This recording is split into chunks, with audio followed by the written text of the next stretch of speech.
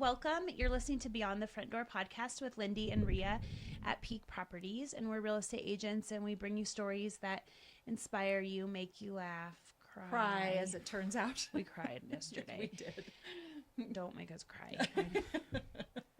Or do. Do. Inform you all the things. So come on in. We put the real in real estate. And today, I'm very excited to introduce Heather Tafoya, and she is here to talk about a lot of stuff. I mean, Heather could talk to us about pretty much anything. She has like 7 jobs. She's done everything. She does everything. She's right now a foster parent, so we're going to talk a little bit about that. She's bought houses and sold houses with Peak Properties. She's been in our Peak Properties commercial. That's true. That's true. She was our when we did our music video, her family was the family in the music video. That's true. That's true. Which seems like wasn't that long ago, but it was. Right, it was. If you look back at that, the boys were so little. They were really little. Eli was like shaking the piggy bank. It was cute. But yes, welcome, Heather. Thank you. Thanks for having me, you guys. So yeah, absolutely. I was going to say something right there, and it's Friday. Now the last one we did, it was Monday, and I was like, my brain, it's Friday. So yeah. I woke up Tuesday morning and thought it was Friday for a whole hour. What a disappointment. It was. really like, sucked. what a long week. Oh. I'm so glad it's Friday. Oh no.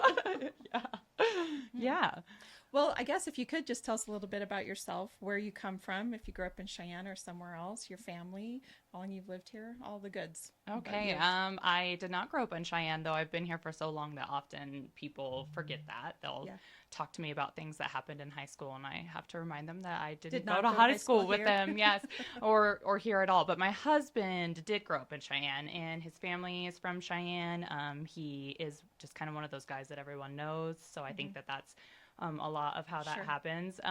He is one of those guys that, he played all the sports. He was a great athlete, but also people constantly remind me of just like how they remember him of being just kind to everyone. And so that makes me pretty proud too. Yeah, he's just a good person. Yeah, to be associated with that when I get recognized by my last name. Often when by trade, I am a surgical first assistant, and so often when I go into a room and introduce myself and ask people if they have any questions about their surgeries, I get a couple of questions, and none of them really ever have to do with surgery. But one of them is always, "Are you Julian Tafoya's wife?" Yeah.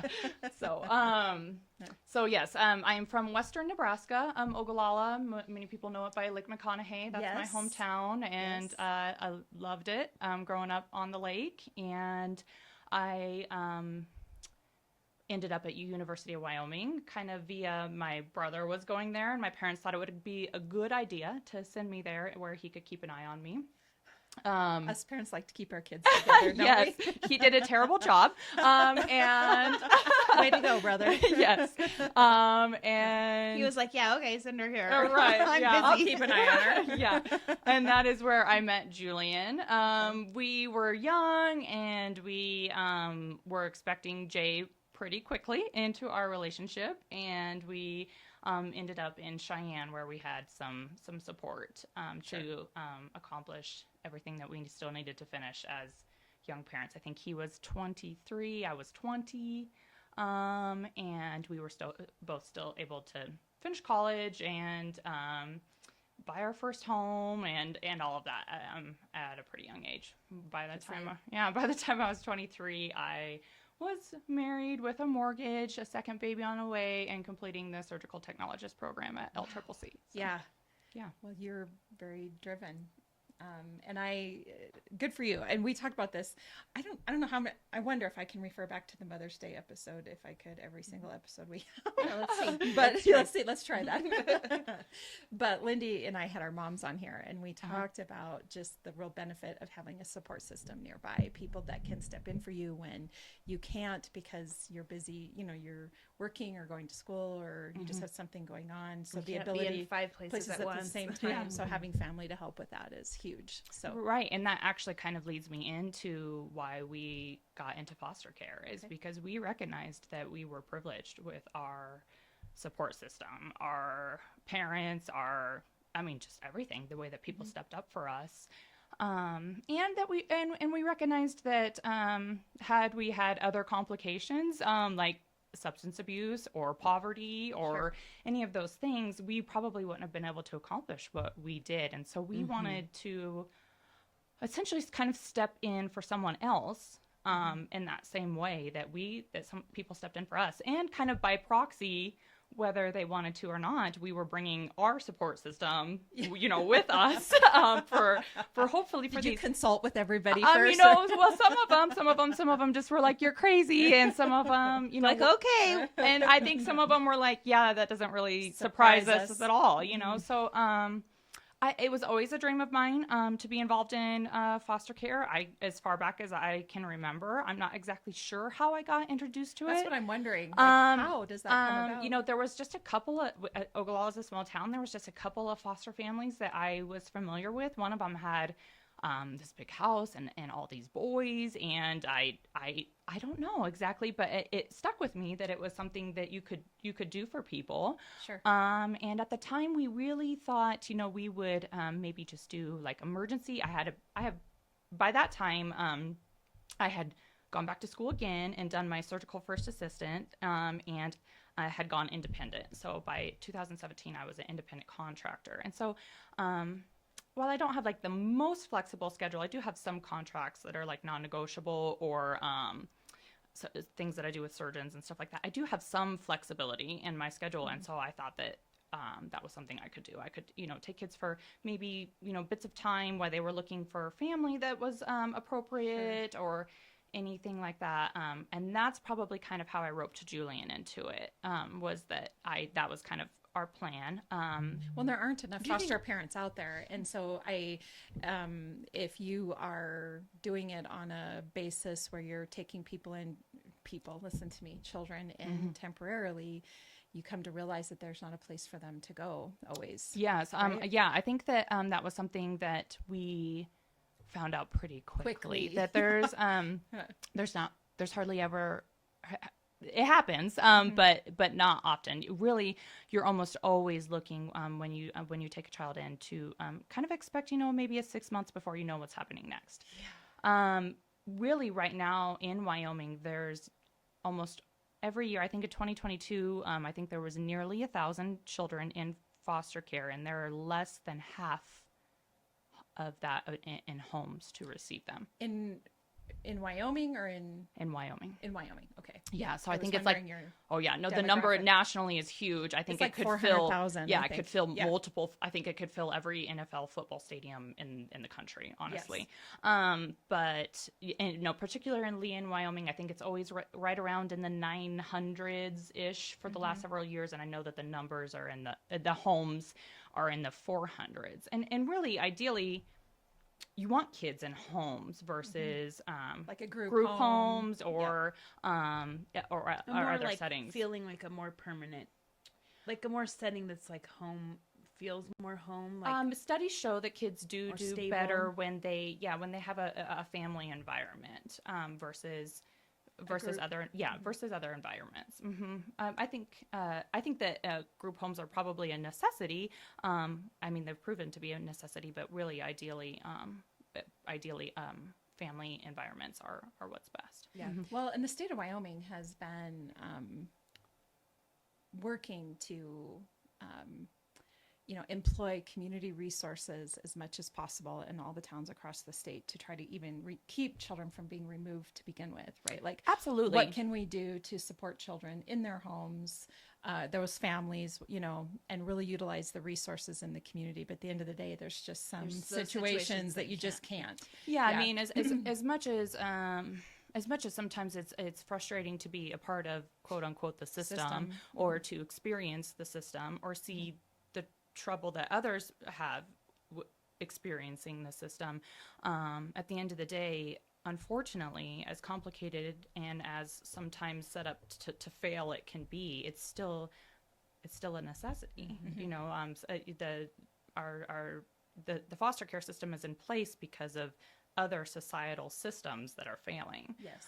So that's it's a big thing to take on and say we're going to change something. It's not just foster care, like you're saying. It's like, okay, well then Yeah, we have to address Well, and we're substance finding abuse. We that have to out. address mental health. And we we're have finding to, that out in mhm. here because we started this going, okay, this is like a real estate podcast, but everything we do comes back to real estate or a home or everything we've talked about. Yeah.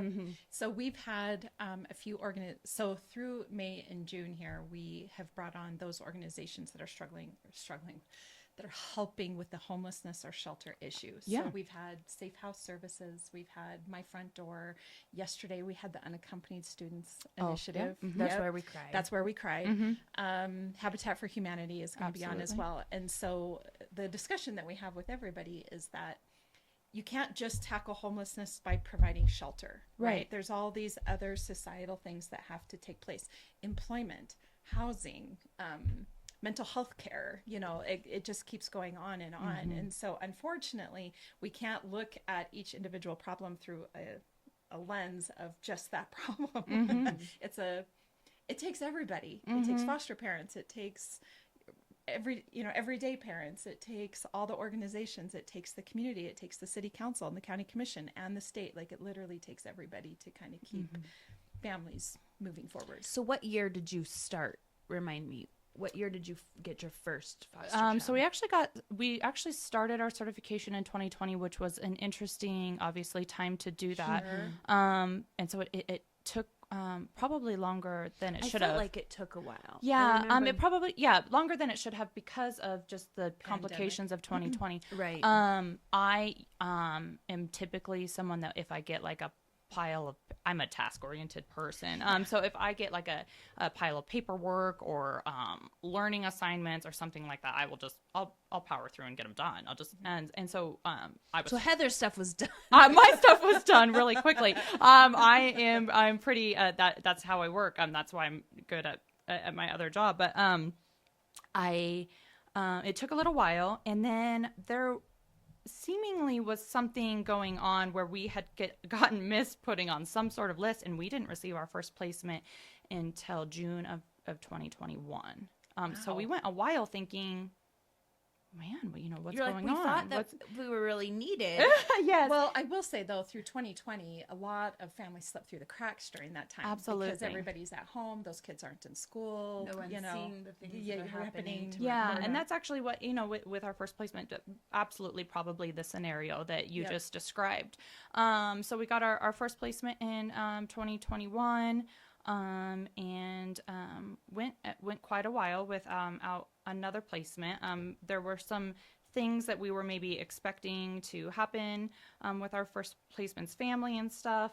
So we were kind of waiting to maybe take another placement, but then we got called about our now son in April of 2022. And so we took him then, and we adopted him in December of last year. Probably the biggest whirlwind was in the end of August, early September of 2022. I had a 4 or 5 month old, our other placement, and we received a call letting us know that there needed to be a place to go for our daughter's sister. Siblings. Yeah. Yes. Which is probably the most, I think, complicated and unexpected challenges of foster care for us, but also some of the most rewarding experiences for us too have been identifying and creating spaces sometimes or whatever for siblings. Yeah.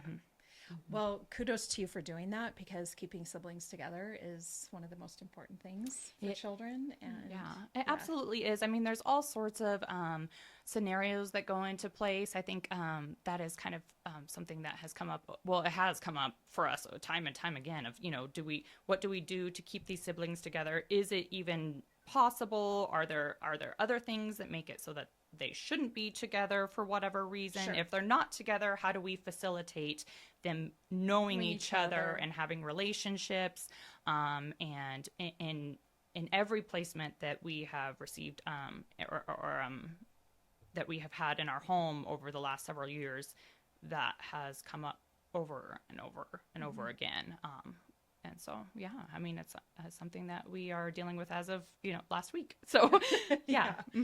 Wow. So how many kids do you have in your care right now? There are 7 kiddos in our home right now. What's the age range? So our 2 biological boys are 16 and 13. Okay. And man, they are troopers. They really take things with in great stride. Honestly, I think our oldest, he has kind of that personality where I think he probably totally would have been fine with being an only child. Sure. But he's been great. And then our 13-year-old, he's kind of the opposite. He loves a full house and, you know, putting Hot Wheels tracks together or, you know, whatever he really enjoys it. Yes. Yeah. And then we have right now we have 8, 7, nearly 6. 4, and then our son who is 2. Wow. Mm-hmm. Yeah. So you yeah, are quite busy. the spread. Although it sounds like your 16 and 13-year-old are helpful. Yeah, they and are independent. Yes, they are pretty helpful, pretty independent, but you know, still need guidance and parenting. Yes. I think sometimes you kind of think like, oh, look at them, they can drive. And then you're like, oh, they definitely still need parenting. Oh my God, they can drive. Yes. So, yeah. Mm-hmm. Wow. Mm-hmm. Well, Rhea is on the CASA board. She was the CASA director in Gillette before she moved down here. Mm-hmm. And now she's on the board, and she's a CASA volunteer. And I just became the board president. You did? Monday. You didn't even tell me. Congratulations. Congratulations. Yeah. Oh, congratulations. That just happened. It just happened. And so, yeah. Yeah. I do think that once you find yourself involved in these things, you do kind of find your So get away. At the same time we started foster care, I went back to school. Also sparked by events in 2020. I was a healthcare provider, but I'm such a super specialized healthcare provider that I couldn't provide healthcare essentially during the pandemic, and I started to kind of wonder what I might like to do if I ever wasn't doing what I'm doing. And I thought that I might like to be a part of maybe healthcare reform talks or maybe working with Department of Health or public health. I wasn't quite sure how it looked, but I went back to school and then I guess as of last week or so. Congratulations on that. Yes, graduated with an organizational leadership degree with an emphasis in healthcare. But what I find myself looking a little bit more at is maybe how I'm right now using that more in a voluntary capacity of how do we fix some of these systematic problems that contribute to children in foster care. And you and I have some parallels to our careers. Mm-hmm. So just to stop for just a moment. Mm-hmm. So I spent about 11 years in child welfare, and then I did take about a 10-year break from it. And just in the last like 6 or 7 months decided, when I moved so I'm from Northern Wyoming, moved to Cheyenne about 4 years ago, and was looking out around the community as to how I want to become involved. And of course, my heart pulled me back to CASA because I have the same sort of passion that you do, I think, for youth in care. And so, but my last 16 years as well, either volunteering or working in substance abuse prevention and mental health. Right. So everything that you're talking about with public health and organizational leadership, I can completely connect with, because the hard part about prevention is that it's a slow moving animal. Mm-hmm. Like nothing happens quickly. Now with foster, if you're a CASA advocate or you're a foster parent, you can see some immediate,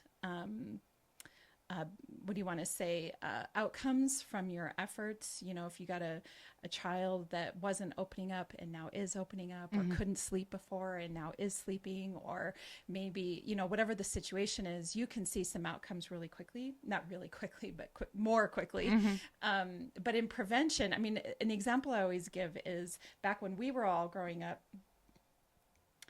I'm not sure about you, maybe. Heather's young. Yeah.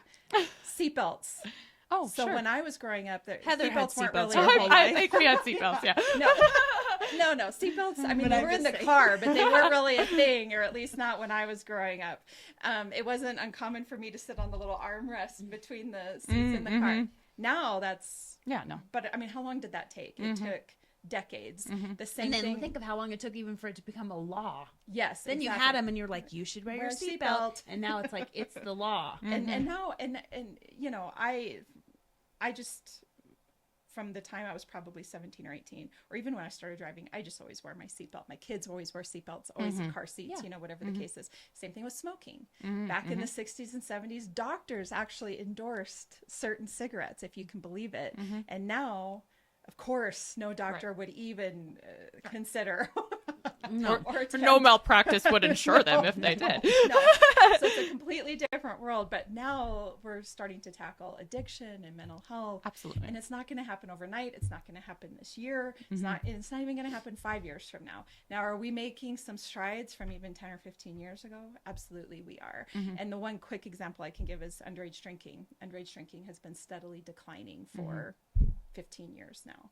Now, you may look out and go, well, you know, you may know a kid that's, you know, has drank or whatever, but it's not the same when I was in high school where, you know, so anyway, my point is that when you talk about, I can appreciate that you want to look at this from a 40,000 foot view, Right. and how can we make an impact? And that's, I completely connect with that because it's a systems wide change.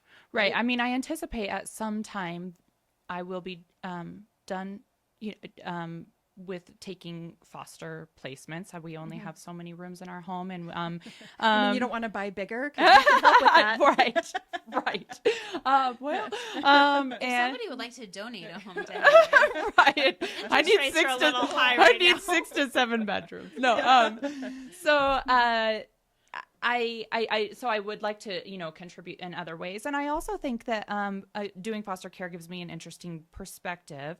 And I also think that while I have met really amazing foster parents, I haven't always met any that necessarily want to step into the light of advocacy, or you know, that they want to do that. And so I, because I'm comfortable with that, You mean public policy?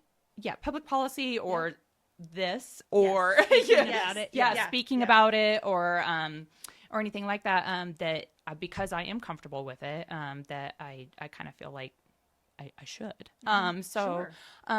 Most recently, I was asked to join, Wyoming started the Plan of Safe Care Act, which the pilot group was initiated by Cheyenne Regional Medical Center, and they have done a really incredible job of reaching out, finding people that can contribute to the discussions, and we meet, and I was fortunate to be able to be asked to get on that and kind of thank you, and contribute from a foster care parent perspective of what I've seen, you know, be successful or unsuccessful, or questions that I have, you know, which has been great.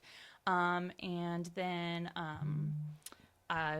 most recently, I found myself kind of identifying some gaps in early childhood education for kiddos in foster care, and that, you know, there are definitely some incredible opportunities, for instance, Stride and all of that, but kiddos that don't qualify for Stride, and that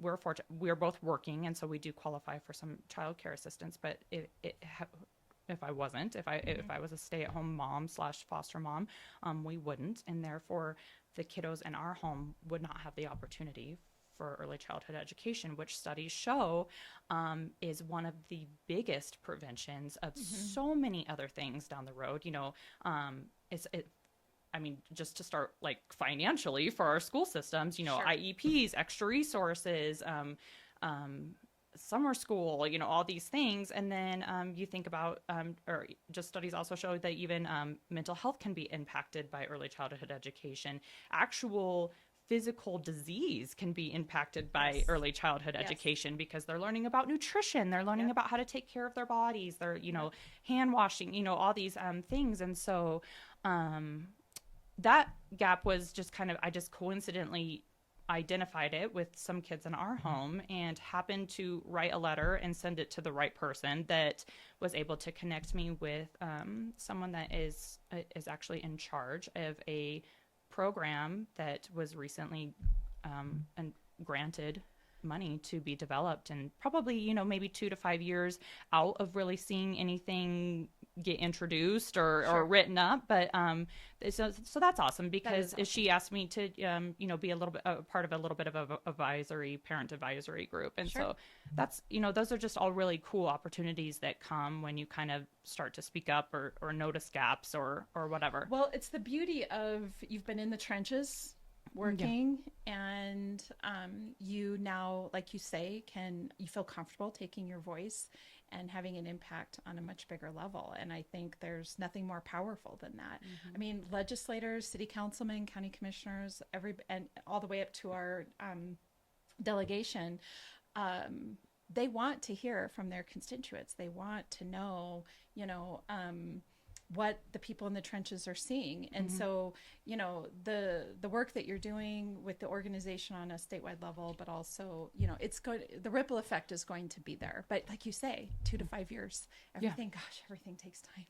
Right. And I think that she was probably being optimistic. I mean, I met her. Her name is Taylor O'Donnell. She's awesome. And she was, I think, literally hired for this. And she's very knowledgeable. And it sounds like she knows kind of the right steps to take and all of that. But I was just really honored that she read my letter and asked asked us. And I just thought that spoke well for our community and who we're bringing into our communities to make an impact. Yeah. Yeah, absolutely. And I think it goes well back to our conversation of even just this month of us talking about shelter and homelessness. It really is down to what you're doing as well, to have an impact.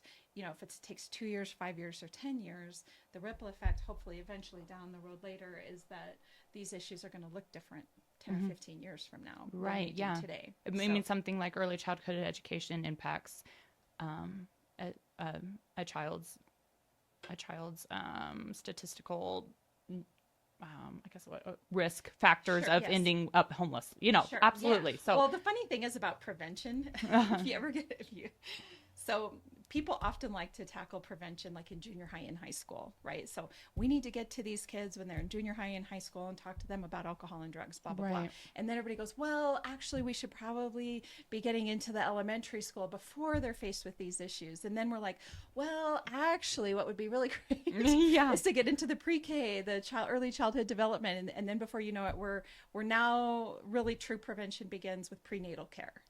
Oh, absolutely. Right? Yeah. So that's where the plan of safe care comes into act, is like, what resources can we provide these women, if we identify them prenatally and provide these resources, have them on the right track prior to having a baby and taking home a baby under the stress that is taking home a baby for, a normal person. For anything, and then and so if you implement these resources for them, hopefully we're keeping kids at home. If you're providing early childhood education for these kids that we're keeping at home, then we don't get all the way to having a kid show up in the first grade at Not 6 ready. or 7 years old, not ready, with neglect that could, just be as simple as poverty or, things that are happening because nobody's seen them yet, and so these are all, and studies also show that 6 to 7 years of neglect can be more detrimental for a child than a learning disability or a delay or anything like that. Trauma. So, yeah, absolutely. Somebody's ACE score or that completely makes sense to me. As you were talking about the changes to early childhood education and then going on into elementary school, the one thing I've always wished would happen, and I just say this whenever I get the opportunity to, because I think it needs to happen, is any child that goes into the school district on an IEP, or maybe they're on an IFSP, I think is what it's called, in early childhood education, and then IEP into elementary school. Any child that's on a plan of care needs to be screened for trauma, in my opinion. Like, sort out. And because just by, let's say even a child has a just perfect home life, but they've got some type of disability, they've got a hearing loss or they've got ADHD or whatever the case is, that in itself is going to create trauma because you're making your way through the school system, being different, whatever the case is, from other children. And what I think gets missed is the trauma then that child experiences because of either whatever it is that's going on in their home life or that they're experiencing because of their disability. And it's something I would just love to see because I've just seen it way too much. So another thing that that Taylor explained to me when I was visiting with her was that another piece of legislation that I guess went through last time, and actually there's a lot of community meetings where DFS, Department of Health, and all these organizations, they get on, and anyone in the community can get on and listen to what was passed in legislation, what they're working towards, where the money goes, what they asked for versus what they got, which is if you're in our community and you're interested in, you know, what's going on, these are forums that you can get on. They're available. I think it's Google Meets. I'm trying to remember what platform it's on, but you know, you can. They're open to the public and they're very informative. And you know, if you're in our community and you're interested in how you can participate, that's something you should definitely look into. And one thing that I learned about that is they are looking, or they asked for and are receiving these new IT programs that are better, that work with so that the Department of Family Services, the Department of Health, the Department of Education, when a referral is put in, those systems maybe not always necessarily communicated. Now they will, and I think a lot of cracks will be filled with that. It sounds like, and so that's good to know. Yeah, and so I think that's awesome. that was a really great way for them to ask for and receive funds that will be, you know, beneficial in so many ways. So that's awesome. Yeah. Well, it sounds like you're doing really great work. Thank I mean, you. I'm mostly listening and watching other people do really great work, I think. Right now. So, and learning, because, you know, it's definitely, I think that, you know, you come from a standpoint of seeing one point of view and you think, well, why can't they do this? And then when they explain to you the logistics of why they can't do this, or this is what would need to be passed in the this is what would need to be, and you're like, oh, okay. And I think it does open your eyes a little bit about, you know, timelines and things that need to happen. And, kind of humbles you a little bit. You're making a really great point, because I do think it gets missed in society that people think that problems can be so easily solved. Right. So, for example, what was it a couple of years ago where the calls were made to Elon Musk to end world hunger? He had the money to just end world hunger. Why can't he just do it? Yeah, that's not really how it works. Right. And he goes, if you guys can prove that this is the way to end world hunger, I'll write the check right now. Right. But it's not as simple as just providing meals to everybody. It's a systemic issue, but I do think it gets, you know, it is easy to look at people like Elon Musk or Jeff Bezos and be like, you could solve this give so everyone easily. this amount of money and it'll be fine. All the world will be great. And it's not really like that, right? Like we think, like we see a problem on the street or wherever it is and go, why can't we just do that? And then it is true. Once you get up to that 40,000 foot view and you start looking and hearing as to all the things that would have to take place to make that happen, it's not so easy. Yeah, no. But what is easy is to make a transition. Let's talk about that. What is easy is if you are interested in becoming a foster parent, there has been legislative things that have passed to support foster parents in Wyoming more. That happened in the last session, which is awesome. And really, the process itself is not difficult. There are things that I know you guys wanted to talk about, of things that you need to consider with your home and your real estate. We could pull that into that. Yeah. How was that? Yes, absolutely. Your home and your real estate, when you are thinking that foster parenting is something that you might like to do. It's not terribly difficult. The work itself is obviously hard. I'm not going to sell it as sunshine and rainbows or anything, but the process itself. And I also think that we need to recognize that doing foster care for a season, or doing it for one child that you have in mind, or doing those things should all be celebrated. Yeah, you certainly do not have to think, oh, I'm going to foster parent. I'm going to foster for the parent rest of my life. For the rest of my life. The truth is 50% of foster parents quit after the first year. And so the fact that Wyoming is recognizing and trying to pull more resources for foster parents to hopefully be able to sustain them is awesome. And so, but just some simple things of people ask, like how do you do your rooms, or how do you and the thing is you really just kind of have to be flexible, which most people probably wouldn't describe as my personality. Not really. At all. She's a little OCD. But actually, you really just have to be flexible and keep in mind that you can set parameters and you can set boundaries that you're comfortable with. If you're both working parents, that's okay. There are still things that there are things in place that will help you with that. You don't have to say yes to every phone call that you get. It's important to ask questions and see if it's something that you can accommodate logistically. There are so many moving parts within DFS that they can't necessarily always keep track of your moving parts when they call you. So you kind of have to have a good mindset about what your own boundaries are and like your room situation is, because just because they're calling you doesn't mean that they actually they think that you're the candidate. Because one person is maybe handling placement while it's not necessarily the same person that is your caseworker. Right, so absolutely. There's someone on call, or it's an emergency, and they just have a list of emergency people to call and all of that. Yep. So it's really important, I think, before you get into foster care to kind of figure out what your boundaries are. Talk to them about, your house situation. For us, we have a 5-bedroom home, but it was really, really important to us that our older boys were not displaced from their rooms or their space. Sure. That was one thing. They were going to be sacrificing so much that it was important to us that they had their spaces that would always remain their spaces.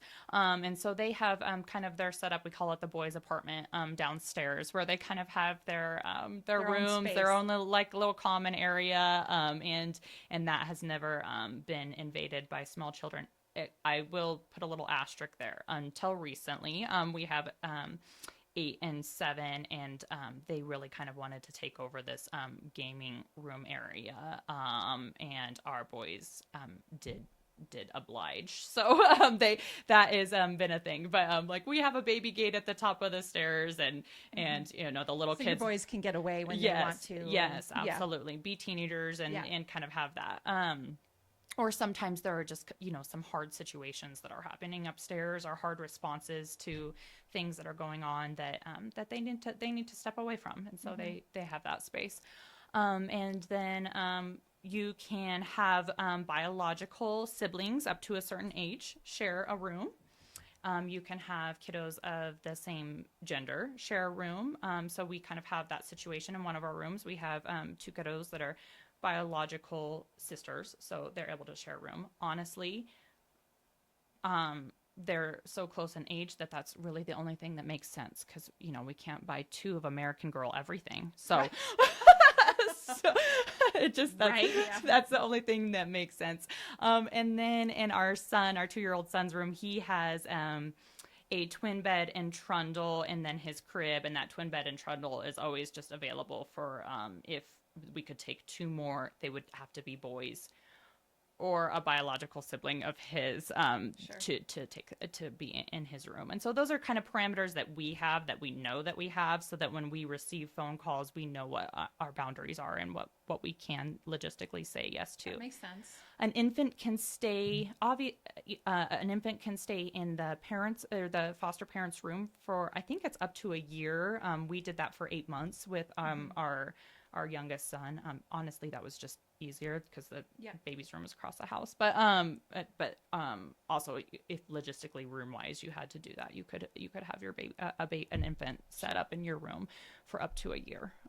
So those are kind of some things to think about. The rest of it is pretty common sense, as far as, you keep your chemicals locked up, you keep your medicines locked up. One thing I hadn't done since we had moved into that house at all, because we moved into our last house with older boys, was the little plug-in covers on plug-ins. They'll check that out. There, if you have a hot tub, you have a lock on it. There's really just some basic safety measures if you own a gun, which I think in Wyoming the number of guns, I think everybody, but or at least it far exceeds I think probably the number of people in Wyoming, or the number of guns and cows or something like Yeah, that. But something. you have those things locked up. So these are really pretty simple accommodations as far as what you would need to do in your home. Usually not super expensive changes. So. And just giving them their own space where they feel like they belong, I'm sure is the most important thing.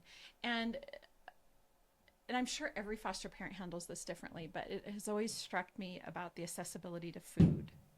Okay, yeah, that's a good point to talk about. Yeah.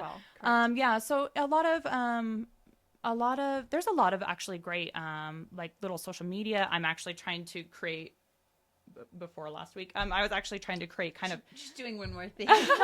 trying to create my own of just like what I have learned or how it's not so much sharing my kids' stories, but sharing our stories in response to the kids that we've had and what we've learned. Food insecurity is definitely something, whether your kiddo is coming from an abusive situation or a neglectful situation, or even just a situation of poverty, food insecurities are huge. And it's important to kind of recognize that. You might see it in, we had a 16-month-old that she put like grapes in her jammies or, and those kinds of things. We have had another one that when she started school, it was super important to just have a big bag of snacks stuffed in her bag that we talked to her teacher about, that she can have access to whenever. It was important to her to right. have it. Yes, absolutely. Yep. And, she probably maybe got into it. She didn't really get into it any more than anybody else did, but just to have it was huge. Yep. Maybe if you have some older kiddos, maybe be a little bit more lenient about having food in their rooms than you would otherwise be.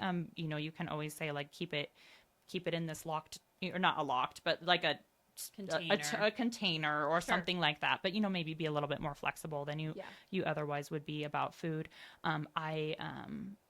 We don't have any locked pantries or anything like that. I've never really heard that be successful for a kiddo with a food insecurity. I think letting them have things, maybe setting some boundaries. One thing that's really successful for a lot of people is having a yes basket.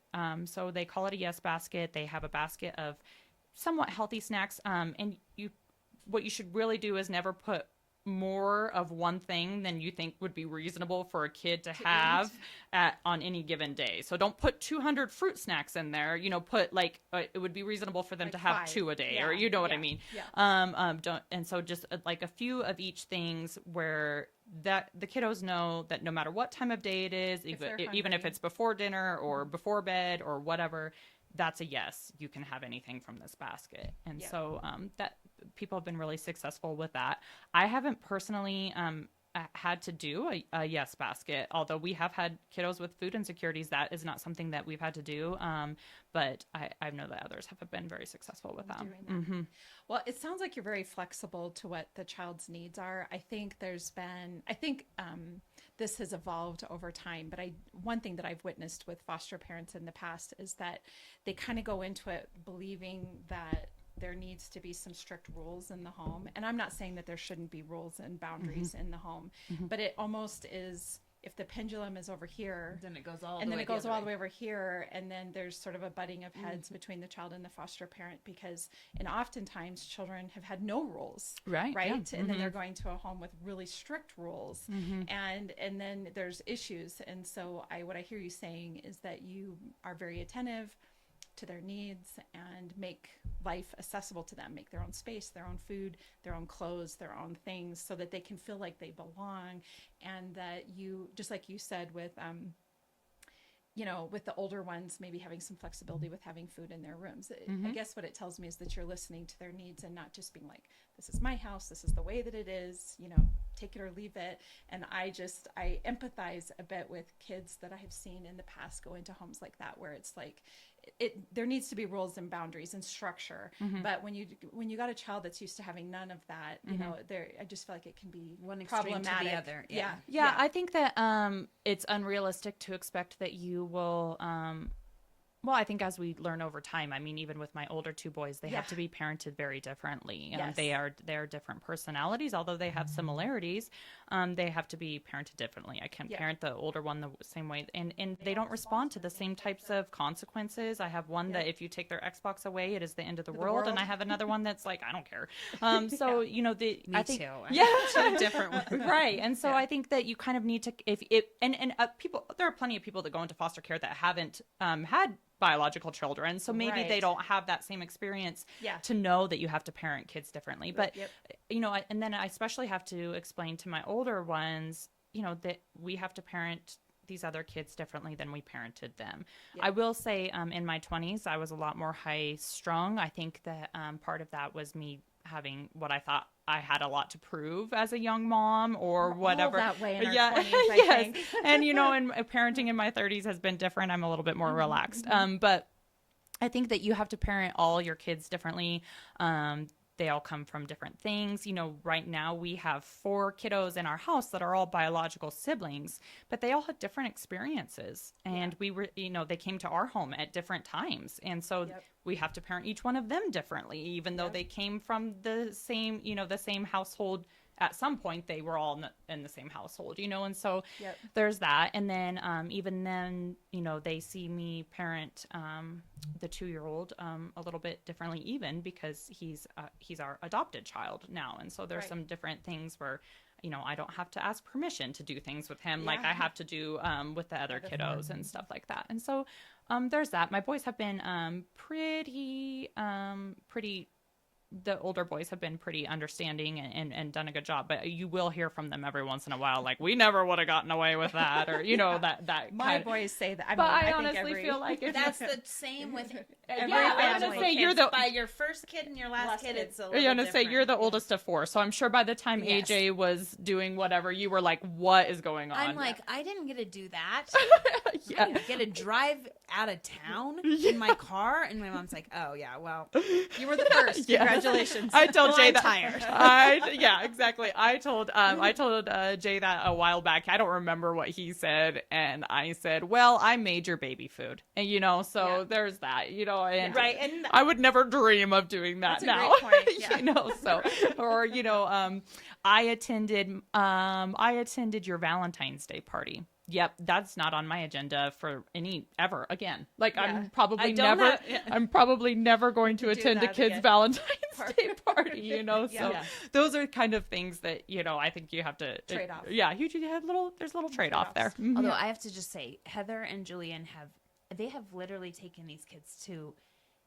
Did you go to Disneyland or Disney World? Or both? Since we've been fostering, we have gone to They've gone Disneyland. We've We've gone to St. vacations. Pete's Beach.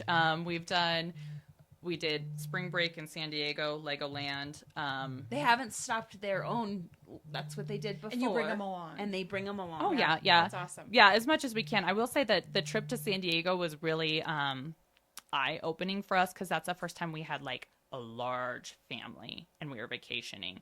And I remember like the vehicle that we rented, we got to the rental place and they were like, no, and they went and got a different one. And stuff like that. You know, you got too getting an many people. Uber, we learned that that's not a thing. thing, There's yeah, not a yeah. single Uber that will accommodate all us, of you you. know, and that kind of thing. And so, yes, although I do, it will be, I think, important kind of over the next couple of years to take some separate vacations with the older boys again Yeah. before they're gone, so that they get to experience that again a couple of times before they're So and actually breaking up bigs and littles and doing that's one thing that I've learned from kind of following other large families, whether it's biologically or my mom's doing it with our kids. She just took 2 of the kids to Great Wolf Lodge, just the 2 of them, and not the other ones. And she's doing that too. It's like sometimes the little ones can do some things with just them, and then the older kids need their own thing without little ones. Taking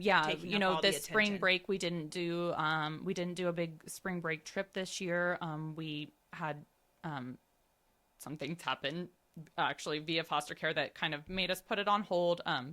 And our big boys were very accommodating. We instead went and we went to Disney on Ice and we you know did just you know that kind of stuff. And you know we said, hey, we'll take you to Shields and you can buy shopping. buy some stuff.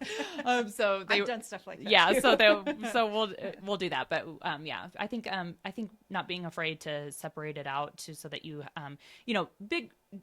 go on the trip, take all the kids, all I that would kind of wonder stuff. if But that then would be a also concern of people. Like, okay, well, if I'm going to be a foster parent, what if I do have a big trip planned like that? And that has then actually come up do in I a leave them recent conversation behind? with somebody. Yeah.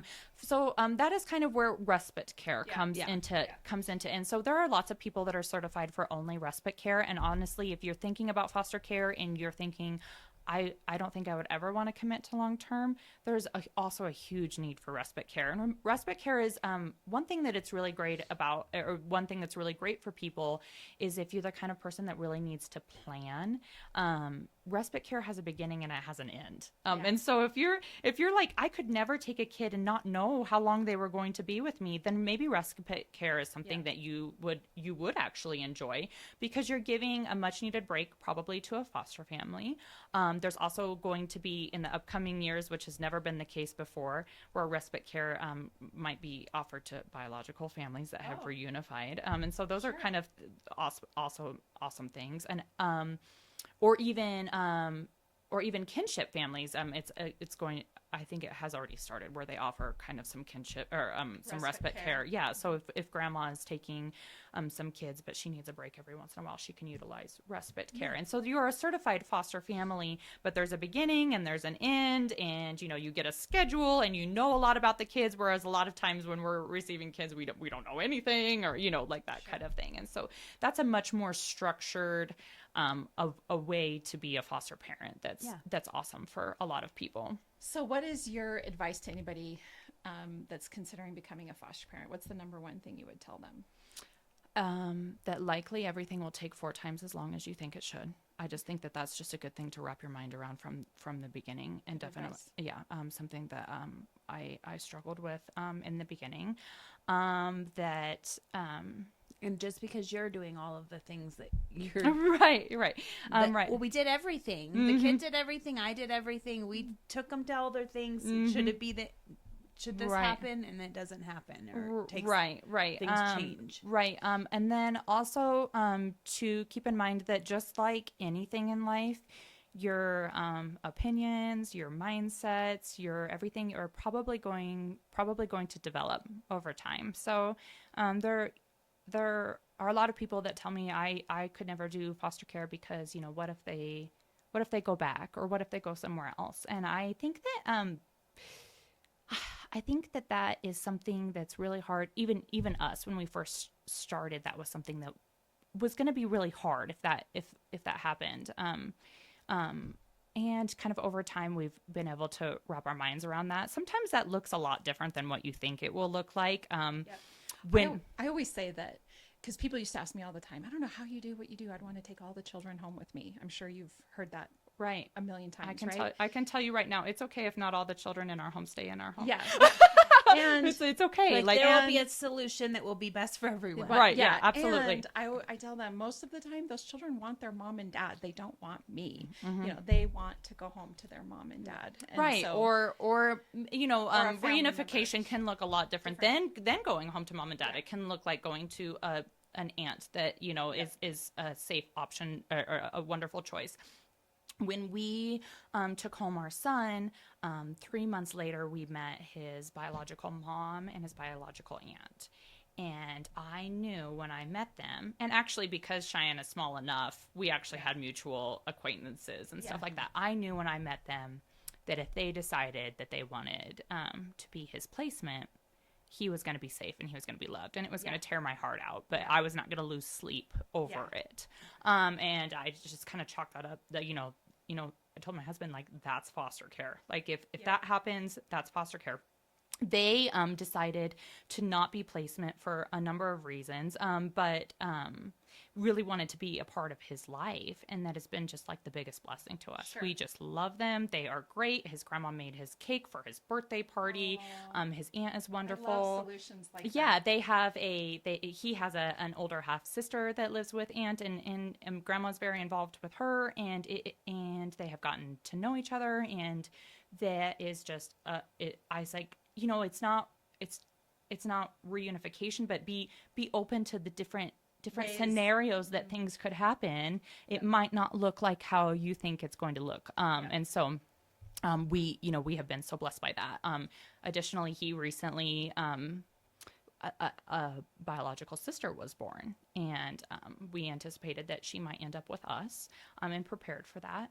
Instead, she was relinquished and was adopted, and we are so fortunate that she was adopted to a family here in town. And while we are advocating that things be done a little bit more transparently and a little bit working together with private adoptions and DFS and all that kind of stuff.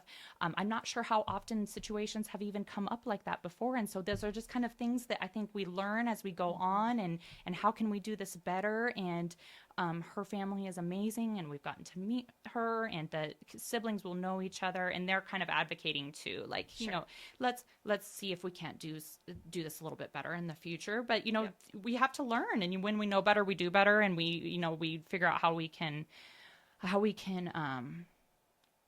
these kids lose so much, so let's see like how we can what we can do to keep together. And so while it's not always like, I think that sometimes when people hear that siblings aren't together, they're like, what, that's what's best. Sure, if it can be accommodated and it is safe, sure. But sometimes it just can't happen. And sometimes you can find a really good thing that's I agree. Yeah. I agree. I completely agree. So if somebody wants to become a foster parent, who would they contact? So if they want to become a foster parent, they would call the Department of Family Services and ask for Jessica, or get and Jessica's contact information. Likely your best bet is to do some emailing. These people are, as we know, they are very, very busy. And so usually you're more successful with sending an email and saying, hey, I want to be considered. And she will kind of send you the information that you need to know, so you can get started. There is some online education, which, to be honest, some of it is very common sense, but some of it is very eye-opening. And so the online education is awesome. And there's some paperwork. You'll need to get fingerprints done, and they'll do a background check. All those things to try and keep kids safe, where they're placing that are very important. The initial part of navigating the system, as far as learning how to be a foster parent and the changes in caseworkers and all that stuff, that can be kind of tricky. So it's important to ask DFS to maybe pair you up with an experienced foster parent that can answer your questions, because once again, they are busy. They have a lot on their plate. We know that. That's not been a secret for a million years. And so sometimes your best bet is a foster parent that's already been through it and maybe found out some things the hard way, So I know that a couple of our friends that have become foster parents since we have, that's kind of what happens, is they come to you. They buddy up, and we buddy up, and when we work through it together. So Awesome. Well, and for any of our listeners, if you have an interest in foster youth, just in general, or the child welfare system, there's, like you said, there's a few there's ways to become involved. You can become a CASA advocate first if you want, and get that bird's eye view of the system before you decide. You can be a respite care provider, or you can be a full-on foster parent. And so there's varying levels of it. It's just as a matter of reaching out and finding out which way best suits you, and what you think you're going to be able to do. Yeah, and if you know a foster family, sometimes the easiest way to help out is, we have kind of gone through a change in our house in the last couple of weeks, and man, I have had meals brought to our door. I have had things dropped off. Lindy, oh no, it's gonna come. Here's the tears. Do it, or I'll cry too. Our close friends have contributed financially, which I will say is a little tough for Julian and I to accept. Yes. And because in this particular case, the kids that came to us came from foster care, so they didn't really need a lot of stuff. But you're jumping into a household of kids that do things. And so we want them to do football camp. We want them to do basketball camp. We want to take them to a Rockies game. So these are experiences. And so that money is going, You're going to go to all those things. Yes. Absolutely. So, I'll have a week of crying. And so, if you know a foster family, maybe just reach out and, What do they need? offer to bring them dinner, well, and that's what I was telling someone. I'm like, people don't do this to make money. It's not gosh. a money maker. Trust me. Oh, no. It's a money loser. Yeah, absolutely. So if you think, oh, the state gives them money, It costs it to raise it children. costs way more than Right. they give or, you. or And- especially if they're receiving a new placement. Yes, there will be some reimbursement, but likely it will take some time for that Right. reimbursement to get to them. And so if there's things that are like in the here and the now, Right now, yeah. sometimes filling that gap until the reimbursement gets there is huge. Sometimes, like us, the family has now exceeded the capacity of either vehicles that they drive. And so now they're taking 2 vehicles everywhere they go. And so there's more, there's gas or no hotel is going to let us check into one room right now. I can tell you right now. So every baseball trip we go on to is now we've doubled hotel rooms and stuff like that. And so we are super fortunate, and we have an amazing community and great jobs and great, we know that we are. And you signed up for this. Right. Yeah. That we are privileged and all those kinds of things. But the average cost of things really does go up, and not all foster families have the same community or support or whatever. So if you've met one or one, maybe don't even ask. Maybe just say, I'm bringing dinner. I say don't ask, because I was saying, if you ask anyone something like, hey, what can I help you with? They're just going to be like, nothing. Yeah. I got it. Yeah. Right. Or sometimes we don't even have the mental capacity to come up I with a don't even list know. of what you can help me with. I'm like, Right. I'm just treading water. So Right. I'm just day by day. I think yeah. that's great advice, though. If you know somebody that's fostering, just offer support and help. Yeah. If you want to be, Mm-hmm. if you want to make a difference, but maybe, being a foster parent is not in the cards for you, but helping one that that's great advice. Yeah, I I mean, yesterday I had a friend reach out and said, hey, there's no school tomorrow. Can I take a couple kids for you? And I said, yeah, I have this. I had this today, and I have a surgery this afternoon that I need to do. And so it's like, you can. Yeah. Thank you for that. Yeah. And so, I think, little ways on that. And then actually, as you're around it, you might decide that getting involved a little bit more is up to you, or you might decide, this is my wheelhouse. So is to do this. So. Mm-hmm. Well, thank you so much for coming Yes, on and thank sharing you. your story. And I'm hoping it will inspire others to become involved, because there is definitely a need. Yes, so yes. I appreciate it. So off topic, we each have a question that we like to ask all of our guests. Okay. And the first is, what is your favorite thing about Cheyenne? Oh, I think my favorite thing about Cheyenne is probably that it is a big small town. I grew up in a small town, and sometimes I feel nostalgic about being in a small town, even though I always thought I would, be a city girl. I also thought I wouldn't have any kids, so whatever. Here you are. So Things change. Yes, so things changed. But it provides that community. A lot of times a lot of people that I know is because I've worked in healthcare for so long, and that is its own tight knit community. And then a lot of people I know is through my husband, or he is really, most people associate my husband with baseball, and so there's that community that step up, and so I think that's probably it. It's a big small town, so if people are not growing or are not raising kids in that environment, maybe they're in more of a city environment, and they miss that nostalgic hometown feeling, then I think Cheyenne is a great option, especially because we still offer a lot of amenities of a little bit of a larger city. Yep. And we're still close to a lot Those of larger large cities. cities. Yes. Yep. And so that's probably my favorite thing. Yeah. Me too. I would agree with you. My question is, if you could buy real estate anywhere in the world, where would it be and why? Money's no object. What Anywhere. are you going to do? Oh, so this is this is silly. But It's never silly. Tennessee. And we have visited Tennessee a lot. I am not actually a cold weather girl at all. I don't. And here you are in I Wyoming. know. I actually have some. She's like, I actually have medical things. I actually have medical things that make it so that cold weather is not great for me. And so I often, and I'm like, why do I live here? But I think Tennessee kind of has that same vibe that I just described about Cheyenne and a lot of their villas.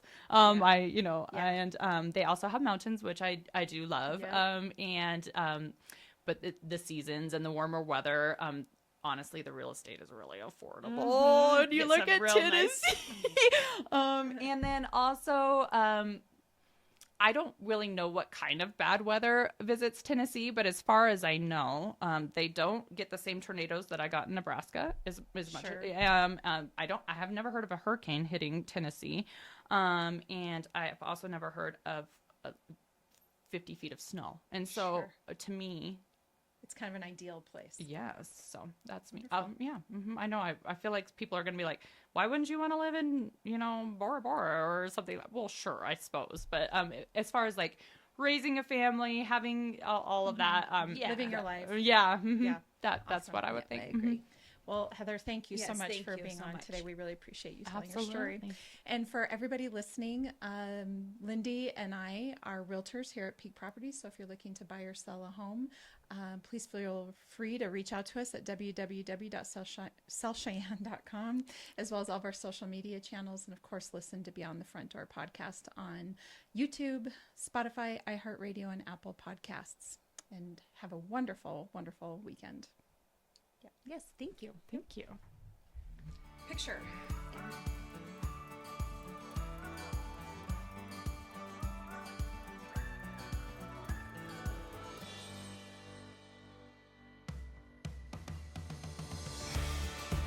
Whether you plan to buy, sell, or invest in southeastern Wyoming, turn to Peak Properties. Family and veteran owned and operated, we work diligently for you. Unlike other larger companies, we take time to learn about you, understand your specific real estate needs, and remain easily accessible if you have any questions. Being a veteran and family-owned and operated company means a high level of commitment, trust, and loyalty. Our family culture sets us apart. We work as a team. We develop not just professional, but personal relationships with our clients. When you choose Peak Properties, you become part of our real estate family. Looking to relocate to Wyoming or just move across town? Peak will be there for you every step of the way. Recognized for excellence and dedication in the real estate profession, we're proud to be one of the most trusted and knowledgeable names in our industry. Let Peak help you find your dream home or investment property today. Our agents will make sure you're informed and listened to as they guide you to fulfilling your real estate goals. Reach out today. We have sold and purchased several homes through Peak Properties, and each time I've been impressed. They are great about guiding us in the right direction and always being in our corner. Peak Properties. Let our family show you the way home.